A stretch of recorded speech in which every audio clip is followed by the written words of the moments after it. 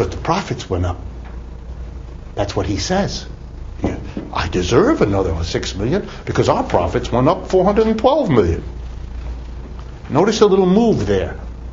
The way I've been presenting this to you, what's accounting for rising profits is the sociological explanation for this.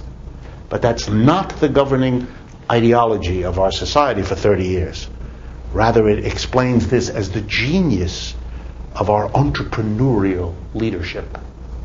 And it's very deeply repeated in our culture that we are to celebrate these people. And it's not just venality. In other words, not just a justification for paying them high salary. It really is a belief system that the rising profitability is about technology and inventing new things and all of these sort of sexy, innovative kinds of things entrepreneurs do indeed sometimes do. But most of these corporations, they're very little entrepreneur.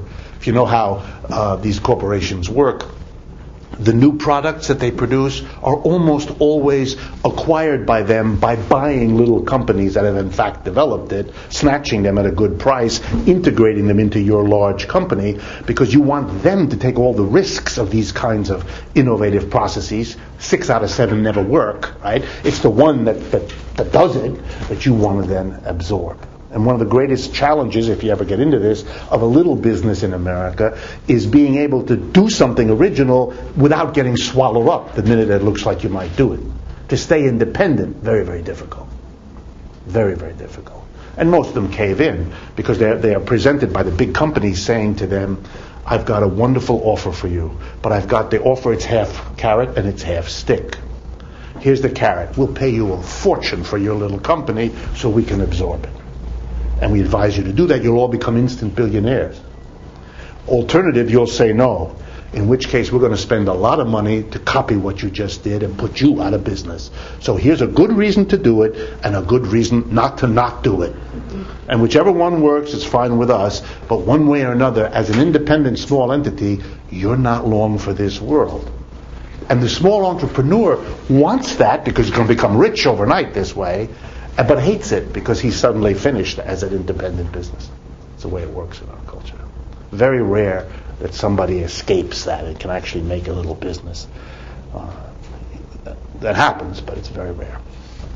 All right, so the first group are the executives who get their hands on the, but they're not the only ones. Second group, shareholders. Shareholders. That's a much larger group. It's not 15 to 20 people. It's hundreds, thousands. Why? Well, for 2 reasons. One thing you can do with the profits is distribute a portion of them to the shareholders.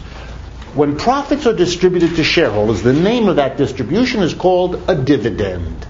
For those of you not familiar with the term, that's all a dividend means. It's a portion of the profits that a board of directors decides to distribute to the shareholders. The board is completely free under American law. It can distribute some of the profits, all of the profits, or none of the profits. The shareholders don't decide it. The workers don't decide it. The state doesn't decide it. The 15 to 20 people on the board of directors, they make that decision. So if they are in a mood to please, to satisfy the shareholders, they may take a portion of these exploding profits and distribute them to shareholders. And the shareholders will be happy about it. Even more happy, however, the shareholders will be if you actually don't give them dividends. That's because most shareholders, that is, the shareholders of most shares, are already very wealthy. And if you give them a dividend, the dividends are usually taxed kind of highly. And they're taxed immediately when you get them. Most corporations that pay dividends pay 4 times a year. You get a dividend check every 3 months. If you own shares of GM or GE or IBM, every 3 months, check comes in the mail. The dividends, for example, they'll declare them 82 cents a share. So for every share you get 82 cents. So if you have 100 shares, you get $82 every quarter. Forever. Right? So they could raise that or lower that.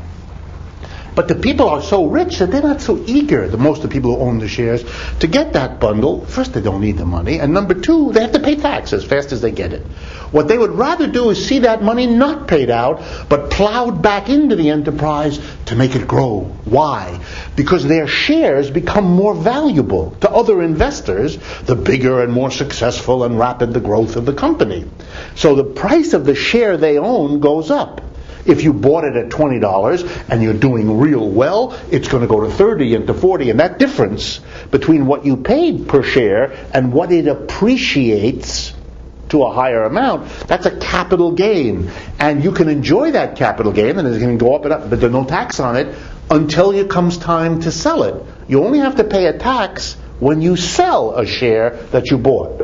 If you hold it for 20 years, it can go up and up and up each year. No taxes to you to pay. Only when you sell. And not only that, the rate of taxation on a capital gain is lower than the rate of taxation earning money as a wage or a salary. So it's a better way to earn money. Why is it like that? Because rich people arrange for the law to be like that. If you look in the Bible, you will not find anywhere that it says that capital gains should be taxed at a lower rate than what's called current income or wage or salary income. You get this anger a little bit from these politicians who think they're running the show and then get bluntly confronted with the fact that they're obviously not. So they call up these executives and rake them over the holes in front of the TV cameras every few years, and that's useful because you get some data that way, you learn something. And it becomes really very clear that these corporate executives have an argument that they give, and they're very loud. And the argument runs like this. We in the X company have to pay these executives that amount of money because otherwise they'd leave. It's a very interesting argument. We have to pay them because we're a GM. We have to pay him, whoopsie, whatever it is, because otherwise he'll go to Toyota or Ford or Chrysler or something.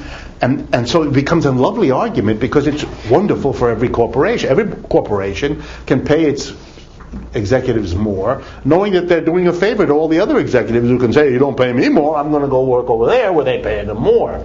So they help each other by boosting their salaries. And so everybody argues, I have to pay that. I don't really want to, but we have to pay them because we'll lose them otherwise.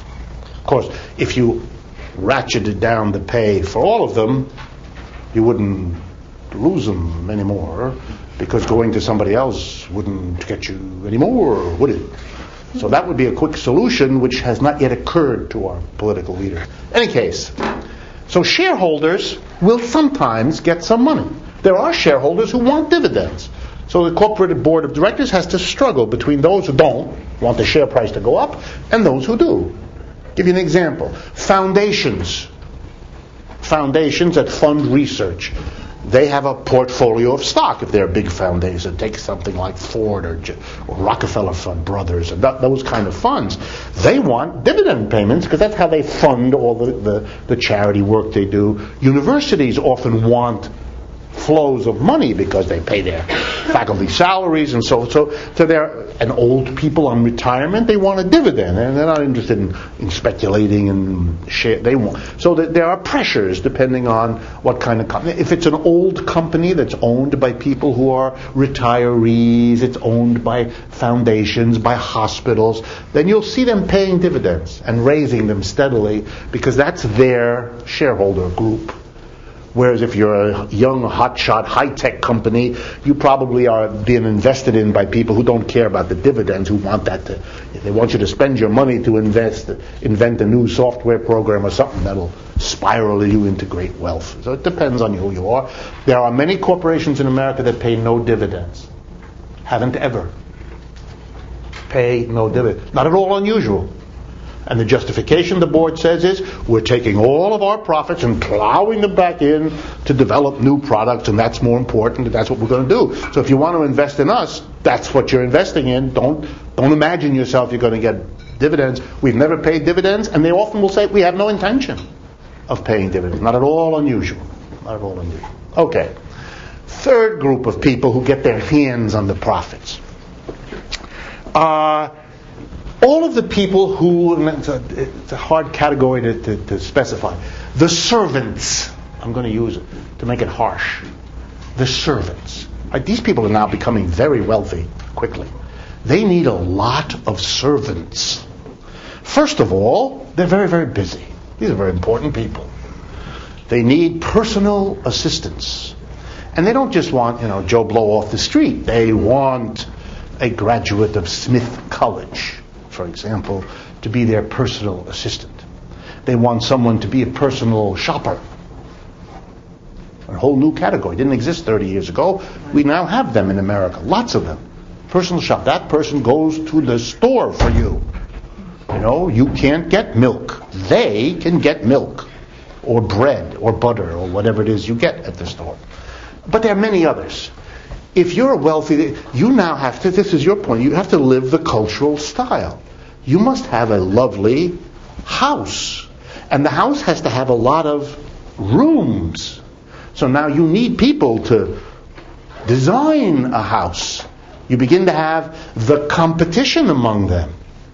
Who has the grandest house? Who hires the most famous architect to design their house? This explodes. There are professions that cater to these people. Architects is a good example, and many others. If you're very rich like this in America, you become the target for litigation. People enjoy suing you, noticing that you have a lot to go get. You may be familiar with, sports figures getting sued for things they do that they shouldn't have done, because that makes the front news. But actually, these people become targets for all kinds of suits, and so now they need an army of lawyers, highly paid lawyers, who protect them in their newfound wealth. It's always been true. If wealth begins to concentrate in a certain group, they need to begin to protect themselves in ways they didn't have to before because they didn't have that much and they weren't a target. So a whole army of people get drawn to them who are also well paid because they have the wherewithal to do that. Well, to make a long story short, between the shareholders and the executives and the army of professional and non-professional servers they draw around themselves, we begin to talk about 5 or 10% of the American people who are cashing in on this. Directly or indirectly, they get their hands on profits. They have shares, they have family members who are executives, and they then begin to patronize. And we developed a name for them. At first, this was the idea of a yuppie. Young people who decided to dispense with the children business